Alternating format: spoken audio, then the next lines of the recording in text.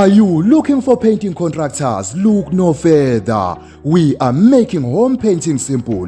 When you pay for a handcrafted job, you don't only pay for materials used, but also accuracy, professionalism, experience, knowledge, and accountability. We got you covered at an affordable price. Contact us for a quote and let us make it colorful for you. Welcome to Zwide Media. If you're new to this channel, please subscribe. Don't forget to like, comment, and share.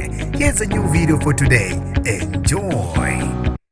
Kusuke esinamathamba abesifazane bandawonye bebanga isoka bagcine beshayane ngomuthi. Abesifazane ababili oneminyaka engu-33 kanye noneminyaka engu-28 abangadalelanga amagama nesibongo ukuvikela isithunzi sabo. Basabhekana sebephenduke inkukhu nempaka emva kokuxatshaniswa isoka. Lo wesifazane oneminyaka engu-33 uthe wahlangana nesoka lakhe ngonyaka ka-2019 wabeselazisa kudadewabo omncane oneminyaka engu-28. Uthe emva kwalokho uzwe ngamahemhem abantu besho ukuthi engathi kukhona ukushaya amanzi phakathi kwabo. Uthi ngavele ngahleka umzala wami engitshela ngalolu daba, ngavele nje ngayitshela ukuthi ayidlalela ufuna ukusixabanisa nodadewethu. Emva kokuhamba kwesikhathi ngibe senginothisa isoka lami ukuthi ngaso sonke isikhathi makhona okwenziwayo ekhaya noma kuthe ngiyiphuzo olivele lifuna ukuhamba nodadewethu bese ngibona nendlela abazwana ngakhona ukuthi ayisalungile. Uthe emva kweviki ngibe sengithatha ifoni yesoka lami ngayithatha ngayibheka ngathola inamba kadadewethu ibhala ukuthi usisi othungayo. Uthe ngibe sengibheka ingxoxo zabo laba soke bekhuluma khona la ngithole khona ukuthi udadewethu